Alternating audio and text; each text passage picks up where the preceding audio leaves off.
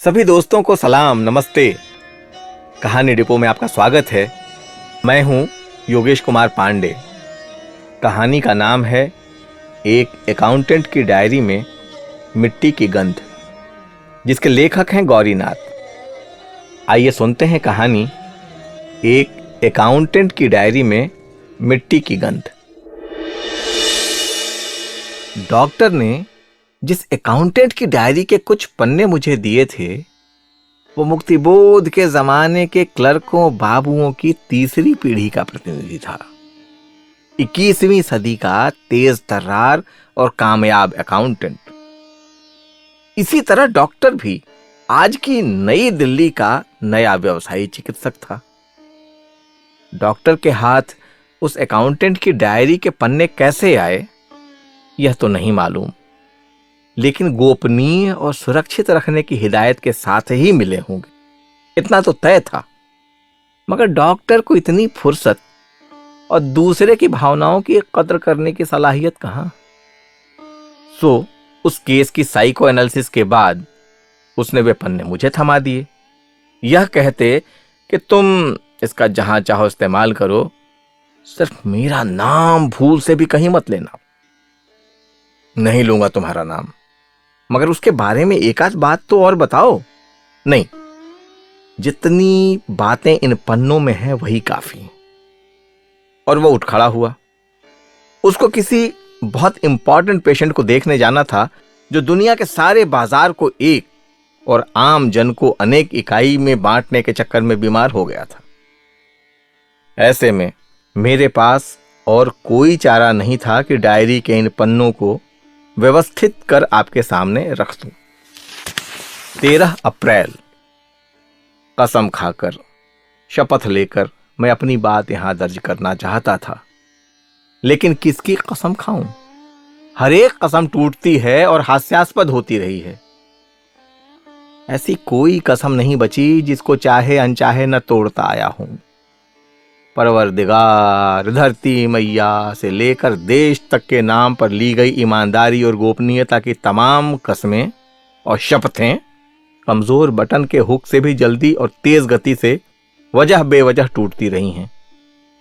हाइमिन झिल्ली से भी कमजोर होती हैं कस्मों और शब्दों की झिल्ली।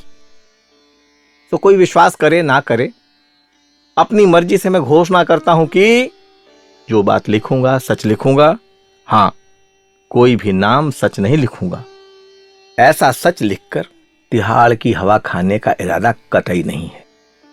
भाई, इतनी मुश्किल से एक मामूली अकाउंटेंट होते हुए साहब वाली सुविधा संपन्नता तिहाड़ जाने के लिए ही तो नहीं पाई है। पौश इलाके में कोठी, लग्जरी गाड़ी, 2-3 किलो सोना, इतने सारे शेयर, एफडी वगैरह वगैरह जो अर्जित किए हैं, वो किस लिए और किसके लिए? लेकिन इधर एक अजीब बीमारी हो गई है मुझे।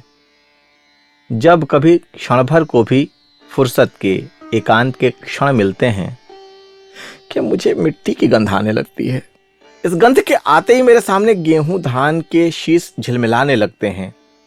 गोभी, घिया, बैंगन, परवल, भिंडी, टमाटर, प्याज जैसे ढेर सारी सब्जियां मेरे नजरों के सामने एक तरह से उड़ने सी लगती हैं।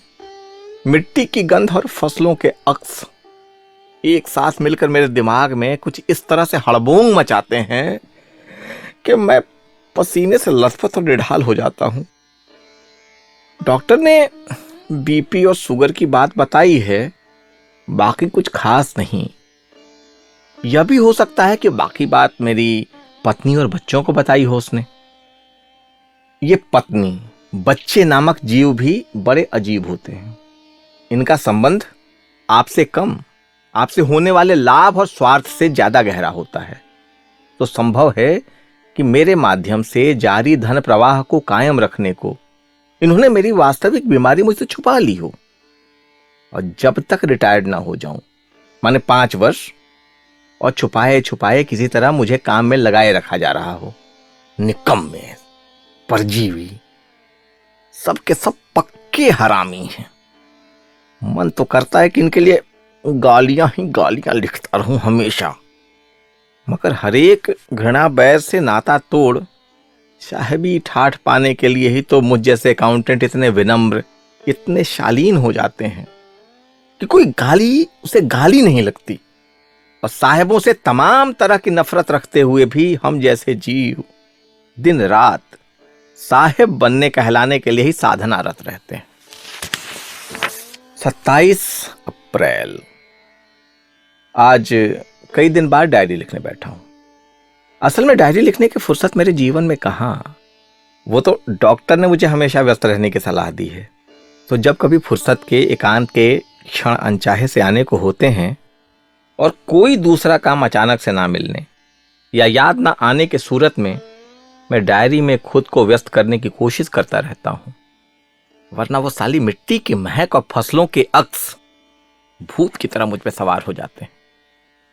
यूं इन गंधों और अक्सों से मुक्ति दिलाने के लिए बीवी बच्चों ने ढेर सारे इंतजाम किए हैं।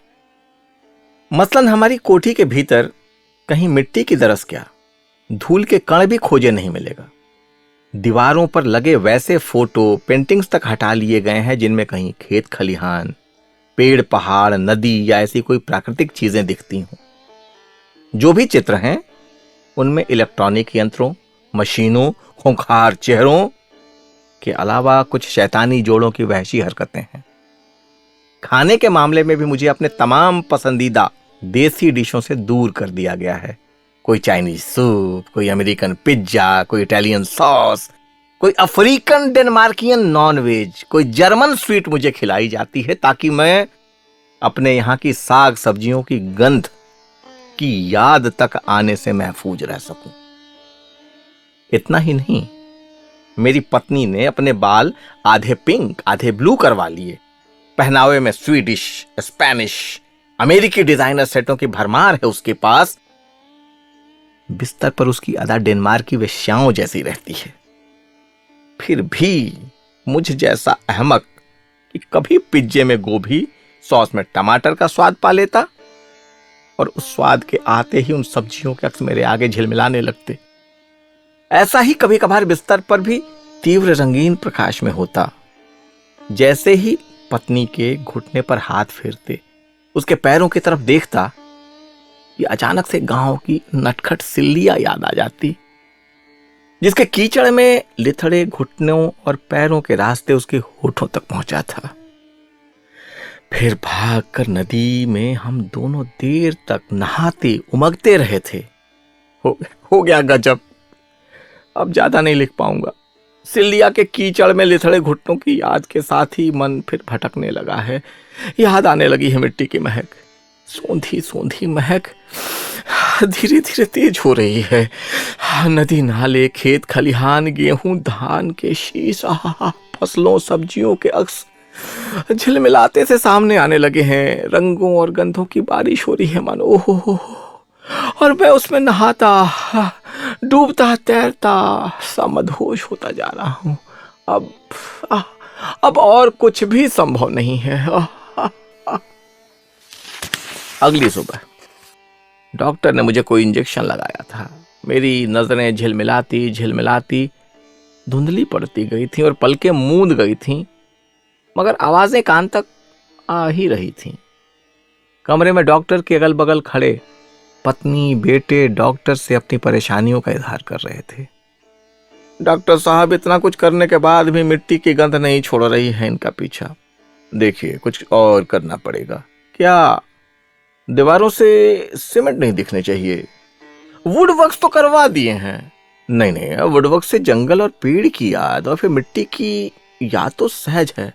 तो फाइबर और प्लास्टिक जैसे मटेरियल से अनजाना और अननेचुरल लुक दीजिए कमरे को। कहीं तिल भर भी सीमेंटेड वॉल नहीं दिखे। फिर पहनावे और बिस्तर मात्र के कपड़े का विकल्प चुन लेने से बात नहीं बनेगी। अभी और कालीन कारपेट से भी कपास की याद आ सकती है। कपास के किसानों के मामले इनके मंत्रालय में चलते ही रहते हैं। इस रास्ते भी वाया कपास, किसान, मिट्टी की याद या महक आ सकती है। इसलिए नीचे कोई और मेटल किसी विदेशी कंपनी के एजेंट से बात करके लगवाइए। और विदेशी खाने में जो देसी चीज का स्वाद ढूंढ लेते हैं, ये एक ऐसी खास दवाई दूंगा जिसे मिलाकर वो देसी चीजें बारी बारी इन्हें दीजिए जिसकी याद इन्हें आती है। जैसे ही खाएंगे इन्हें उबकाई आ जाएगी और दोबारा उस चीज को याद नहीं कर पाएंगे। ठीक। अब फिर इन्हें जो भी लिक्विड चीजें दीजिए उसका कलर खून सा लाल या गहरे ब्लू रंग का रखिए ताकि भविष्य में खाए हुए किसी और देसी चीज की याद इन्हें नहीं आएगी तो मिट्टी की भी याद नहीं आएगी है।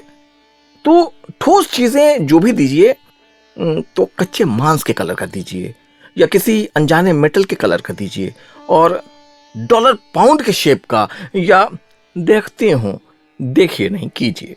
सब कुछ डिफरेंट और अननेचुरल। बोलिए भी विदेशी लहजे की अंग्रेजी में। म्यूजिक प्ले, सीडी, डीवीडी आदि भी वैसी ही। और यहां तक कि सेक्स भी विदेशी किस्म की हो और वो भी अननेचुरल, अनसेटिस्फाइड। और क्या क्या करना है और क्या नहीं इसका विस्तृत चार्ट में कल तक आपको मेल कर दूंगा। अब तक इंजेक्शन का असर इतना बढ़ गया था कि कान भी काम नहीं कर रहा था। मानो पलकों की तरह वह भी बंद हो गया था। देखने वाले मुझे नींद में डूबा हुआ समझ सकते थे। मैं न आंख खोल सकता था, न कान और न हिल डुल सकता था, मगर स्वाभाविक नींद में सोए हुए आदमी की तरह सोया भी नहीं था मैं। 3 जून। दफ्तर से लौटा तो मेरी प्यारी बीवी मुस्कुराती हुई मेरा अजीब सा कोट उतार कर हैंगर पर लटकाई, मेरा लैपटॉप सामने करने का कष्ट किया और फिर अपनी प्यारी मेड को आवाज देकर बुलाई। मैं समझ गया कि वो किसी पार्टी में जाने को तैयार है। मैंने यंत्रवत मुस्कुराकर उसकी तरफ देखा। आज तो गजब ढा रही है मेरी पामेला, थैंक्स के साथ उसने हवा में एक किस उछाली।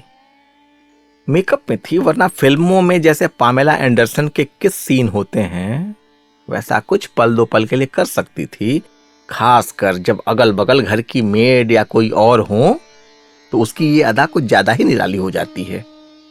क्षणांश वह रुकी थी जैसे कुछ कहना चाहती हो, मगर बिना कुछ कहे एक झटके में चली गई। मैं कुछ पूछ पाता इसका उसने वक्त ही नहीं दिया। अब मैं लैपटॉप खोलूंगा, इसमें ऑफिस से जुड़े ऐसे बहुत सारे अकाउंट्स हैं जिन्हें मैं अक्सर घर में ही निपटाता हूं। इनसे जुड़े कई मेल देखने और कॉल करने पड़ेंगे। लैपटॉप खोल लिया तो समझिए फिर इस डायरी की तरफ देखना भी संभव नहीं हो पाएगा। देर रात गए मशहूर मॉडल बनने की होड़ में शामिल मेरी बिटिया घर लौटेगी तो अपने ही कमरे में बंद रहेगी। मेरा बेटा बाहर जाता तो अपने पैरों पर, मगर लौटता है ड्राइवरों के कंधों के सहारे।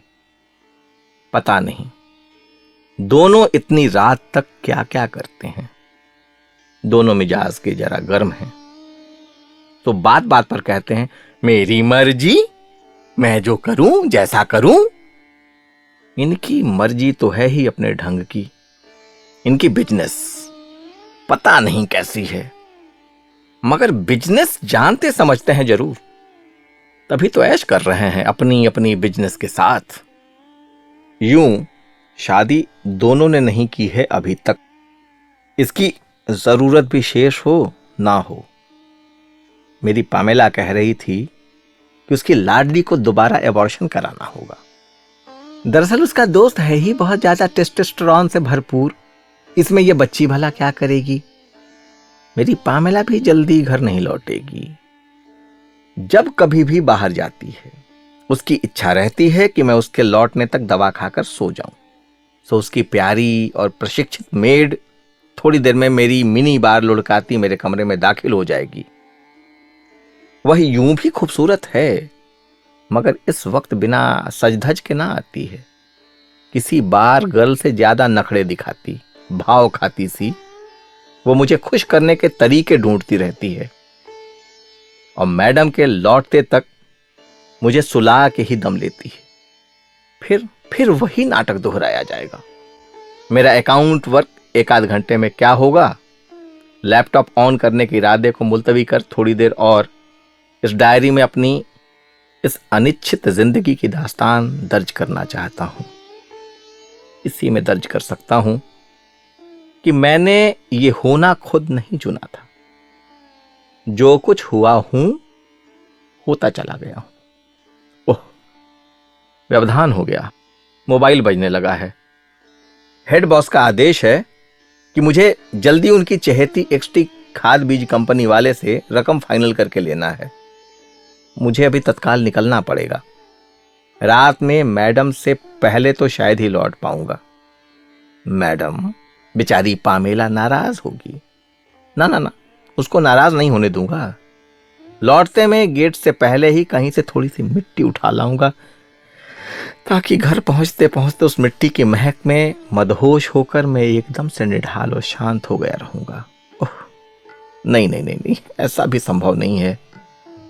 वापसी में उसी मिट्टी के लिए जरूरी खाद के सौदे में मिले रुपयों और सोने के बिस्कुटों से गाड़ी की डिक्की भरी रहेगी।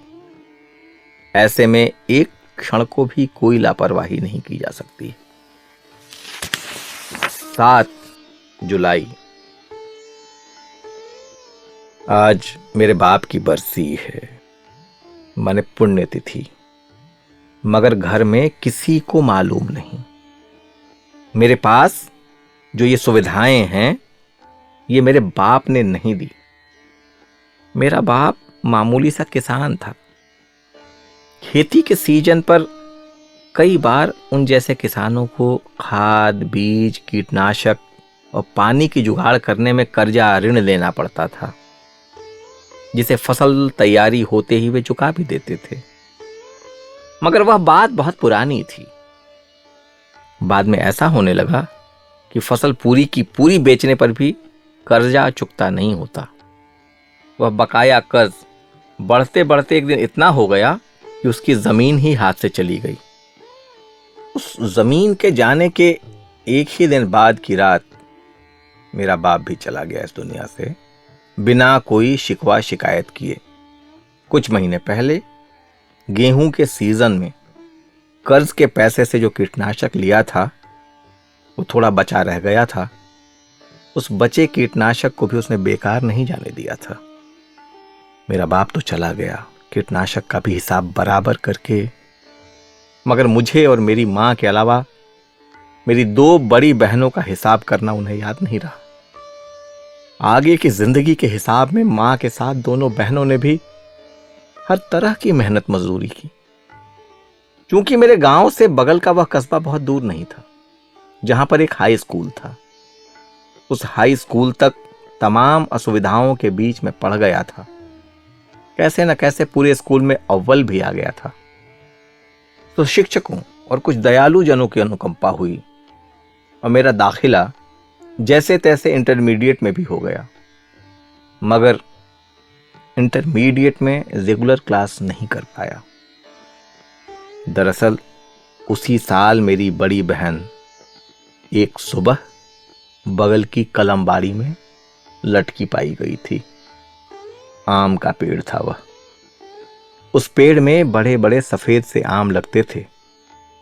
गांव छूटे तो 30-35 साल हो गए।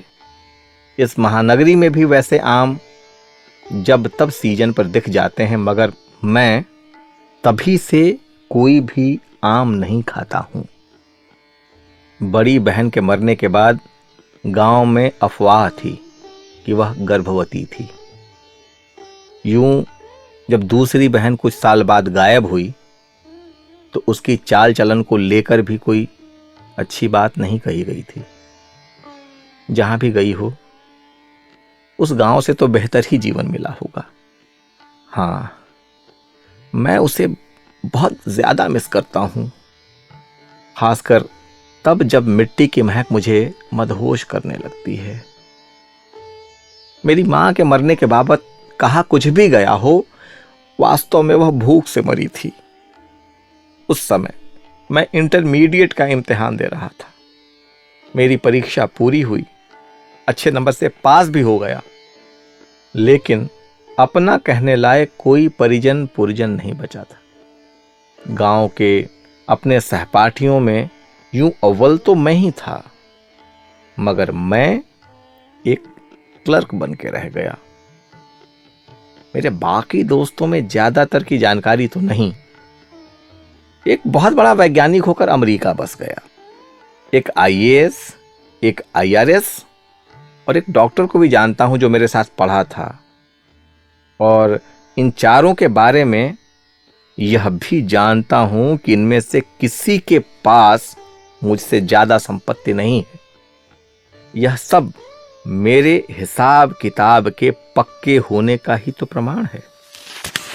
15 अगस्त, आज के दिन का नाटक बचपन में जो अर्थभाव देता था, अब वैसा कुछ नहीं, वैसा एहसास भी नहीं होता। आजादी किसी को नहीं है, कुछ भी अच्छा और बेहतर और मनोनुकूल करने की छूट नहीं है हमारे पास। हम एक फरेब तंत्र में जी रहे हैं। इस तंत्र में जहां जिसकी जितनी सामर्थ्य है, सब सामर्थ्य भर लूटने में लगे हैं। मैं लूट रहा हूं, आप भी लूटो। लूटने वाले के लिए ही नई है लुटियन की यह खुली और खिली दिल्ली।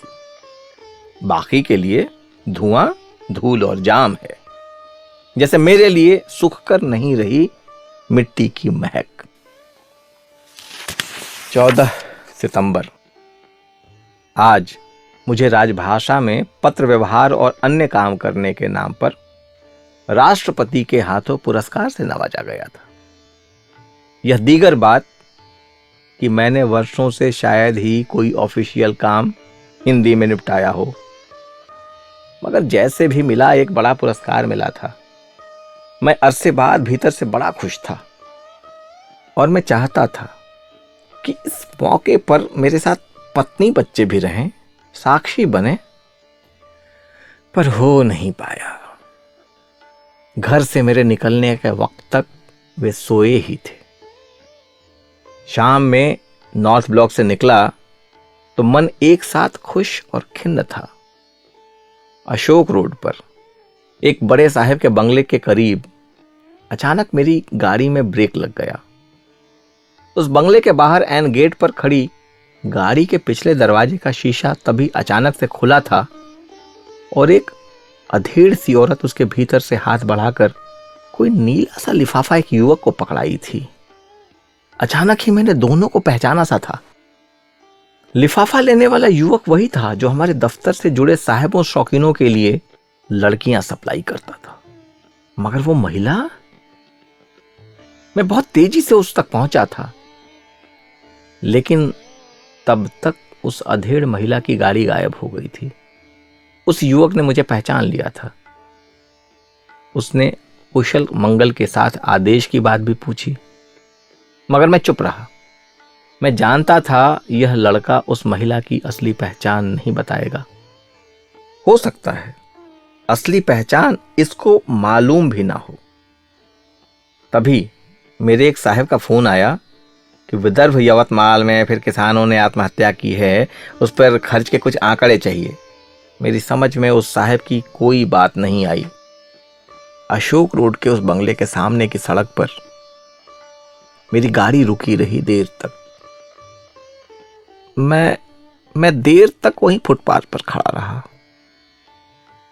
वो फुटपाथ यूं तो सीमेंट से जकड़ा हुआ था, मगर एक पेड़ के आसपास मिट्टी जैसी चीज एकदम नंगी थी। मैं पेड़ से सटकर उस मिट्टी पर किसी तरह खड़ा हुआ, मगर मिट्टी की महक जरा भी नहीं आई। आश्चर्य, आश्चर्य! झुककर दोनों हाथों से थोड़ी मिट्टी खुरचने में मैं सफल रहा। शर्ट, पैंट और कोट की जेब में थोड़ी थोड़ी मिट्टी भरकर झट से भागा कि कोई देख ना ले, मगर वो मिट्टी अब मेरी टेबल पर बिखरी हुई है। काफी समय से मैं इस मिट्टी में उलझा इसकी महक पाने को बेचैन हूं। मैंने इसको अपने चेहरे पर मला, नाकों में घुसेड़ा, थोड़ी जीभ पर रखकर चखा भी। फिर भी इसकी महक नहीं आ रही है।